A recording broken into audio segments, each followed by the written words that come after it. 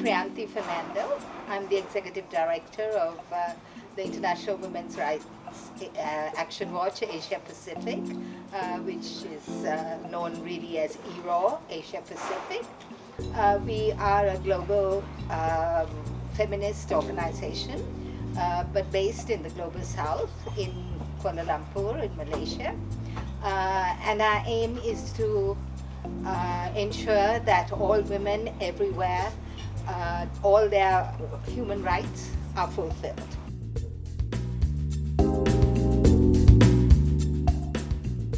My name is Ishita Datta. I work for International Women's Rights Action Watch Asia Pacific, and I am a program officer there.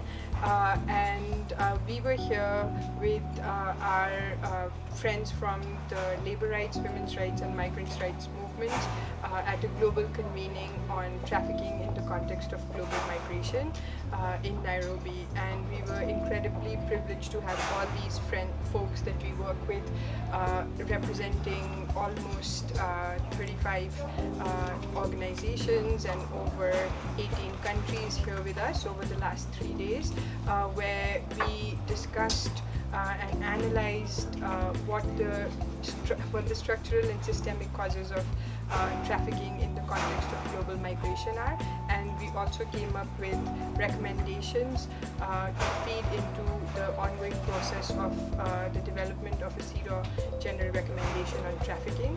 But most importantly, what we did was building on a similar convening that we organized in Bangkok in January this year.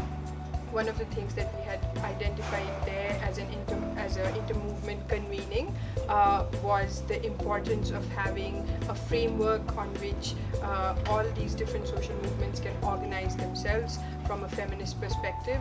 So we are delighted that we were able to come up with a feminist anti-trafficking manifesto. Trafficking itself is it's very stigmatized in each and every country.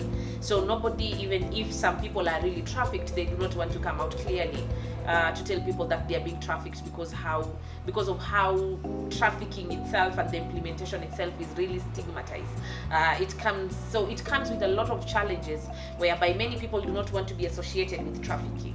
I think it's important to work on trafficking because even we as the Kenyan or sex workers everywhere, we agree with the fact that some people are being trafficked and some are even being trafficked into the sex industry or some other things they are going to do when they're trafficked are forced to do.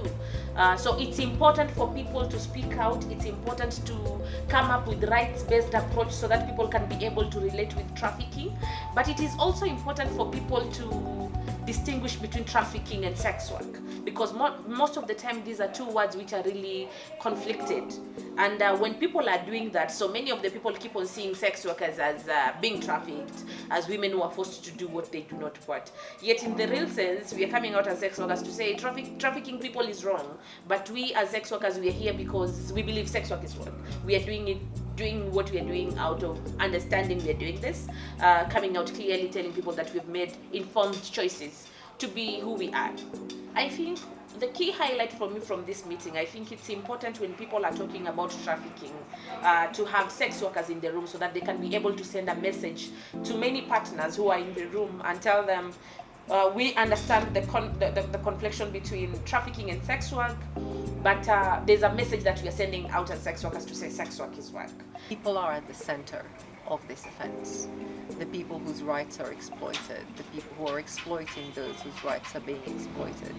There is a whole network of perpetrators, and the vulnerability of the victims is such that it does warrant taking a human rights based approach, because if one were just to focus on the criminal justice approach of let's prosecute the perpetrators and bang them up and that is justice, that doesn't do much for where we need to be thinking about in terms of victim care, protection, rehabilitation, reintegration.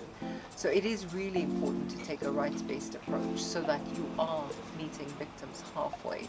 You are able to help them get back on their feet after the experience they've had, but also every criminal justice approach will be left incomplete and dull if it's not for the victim care that breathes life into it. We know that trafficking is closely associated with mobility, and people are increasingly driven into the arms of their purported traffickers because of the imposition of obstacles on their efforts to travel freely. So I think more than anything, providing people with safe and accessible means of migrating, I would go as far as to say that we should have an open borders system is the way forward. If policymakers are determined to address this issue, and I think we have to be more radical in our approach towards it, because in a lot of cases, measures which are presented as anti-trafficking are nothing other than anti-migrant or anti-migration measures. We see a need for them to come together and to discuss what are their strategies using the existing human rights framework, the existing, for example, sustainable development goals. At the moment, the CEDAW framework states could, if these rights already existing in the international law are all enforced, protected, then it's very likely that trafficking will not exist, or at least will be severely diminished. No one will leave home unless home chased you. Fire under feet, hot blood in your belly. It's not something you ever thought about doing, and so when you did, you carried the anthem under your breath, waiting until the airport toilet to tear up the passport and swallow each mouthful of paper, making it clear that you will not be going back. Who has the mandate, for example? Which ministry has the mandate for trafficking cases, especially those that involve Ugandans that go to work abroad?